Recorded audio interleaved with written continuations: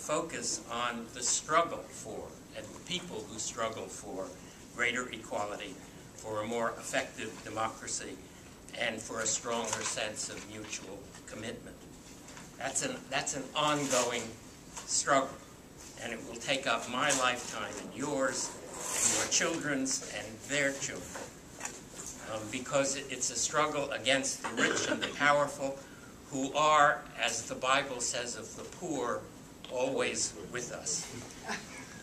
So thinking about this struggle, I have constructed for myself a romanticism of the movement. Although the effort to create a better society is, as Irving Howe once wrote, steady work, it depends also on the periodic insurgencies of excluded or oppressed groups. The tendency of the rich to get richer and the powerful to get more powerful is indeed steady, but it is intermittently disrupted and even sometimes reversed by popular insurgency. And I mean by insurgency things like the labor movement of the 1930s, the civil rights movement of the 60s, the feminist movement of the 70s.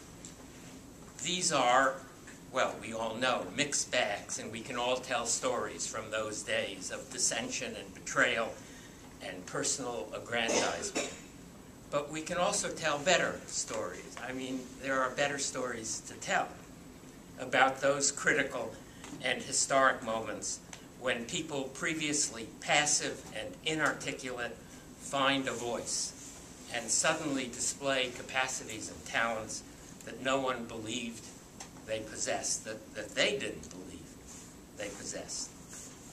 When they were resigned to their fate, they seemed deferential and unintelligent and politically incompetent. That's when vanguard intellectuals decide that they must preempt the action, take the lead, and hold the lead. But when those same passive and inarticulate people are in motion, going to meetings, standing up and speaking at the meetings, joining picket lines and demonstrations, negotiating with the police, writing leaflets, arguing with friends who hold back, they are bright, energetic, and capable, fully capable of defending their interests even against the would-be vanguard. Those uprisings make the world better for their activists and for others too, but never as much better as the activists had hoped. They fall far short of that. And what they achieve is certainly not proof against regression. The pressure toward hierarchy and authoritarianism that Robert Michels wrote about long ago is still steady. The gains that the movement makes can be captured or turned. After the equalizing achievements of the 30s and then of the 60s, we have seen radical regression. More clearly with regard to capital and labor than with regard to black and white or men and women, but the regression is visible everywhere. And still, the movement moment is exhilarating. And I take that moment to be, not socialism, but socialism in the making. And I want to celebrate that moment. And I guess I should confess that socialism in the making may be all that I really want. This is a view attributed, I think, wrongly to Edward Bernstein, that the movement is everything, the end, nothing. That's almost my view. Well, the movement can't be everything, since there would be no movement at all without an end in view, without a goal that motivates and inspires the activists. But in reality, a lot of the inspiration comes from the action, from the solidarity of the moment. And a lot of the motivation is backward-looking, not forward-looking.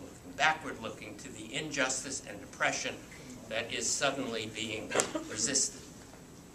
Because the world is controlled and shaped most of the time by the rich and the powerful, left-wing politics has a very strong abolitionist quality. It aims to abolish tyranny, abolish slavery, and then wage slavery, racial discrimination, the oppression of women, the arrogance of the rich, and the deference of the poor. And it aims to transform the conditions of life in slums and ghettos and sweatshops. And the end in view, socialism, is, so to speak, realized in the work of abolition. We anticipate the socialist future in the experience of working for it, in the camaraderie of the movement, in egalitarian decision-making within the movement, in shared risk-taking and sacrifice. But not every insurgency, as we all know, serves the cause of democracy and equality. What about right-wing, populist, and anti-immigrant insurgencies, which also sometimes challenge overbearing governments and arrogant elites?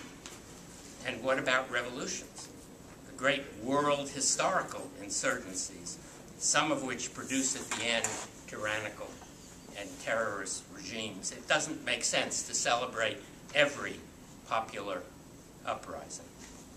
Socialism in the making depends on militants and activists committed to democracy and equality, who give the end in view some reality right now, and this perhaps is the critical difference between our insurgencies and theirs, who don't submit to a supreme or a maximal leader.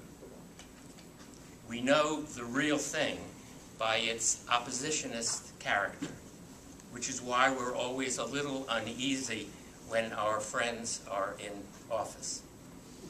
And that's why we are skeptical, or why we ought to be skeptical, of governments around the world that pretend to be leftist or socialist, but which have no genuine commitment to the principles that that give those words meaning.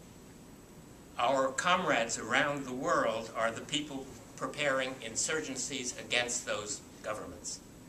And our engagement with them is what we call socialist internationalism.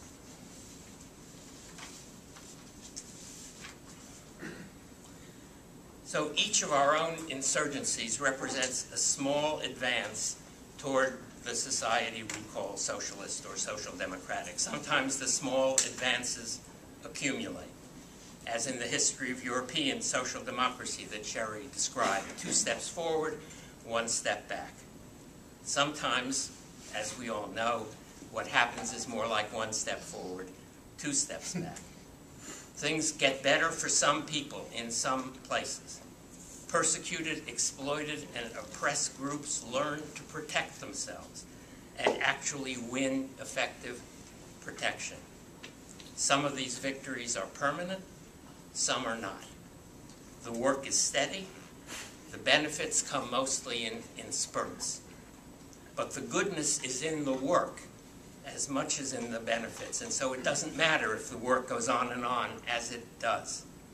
It's important and worthwhile work because of its mutuality, because of the talents and capacities it calls forth, and because of the moral value it embodies. That work is socialism in the making, and though I hope we will see a better society than the one we live in, I think that socialism in the making is probably the only socialism we will ever know.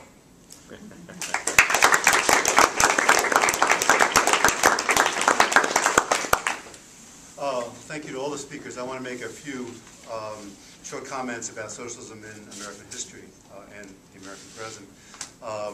But listening to these 3 speakers, I kept reminded of the statement Richard Nixon made in 1971 or 72, where he said, "We're all Keynesians now. We're all Bernsteinians now." But of course, what that means is very different, depending on the speaker and depending on the emphasis.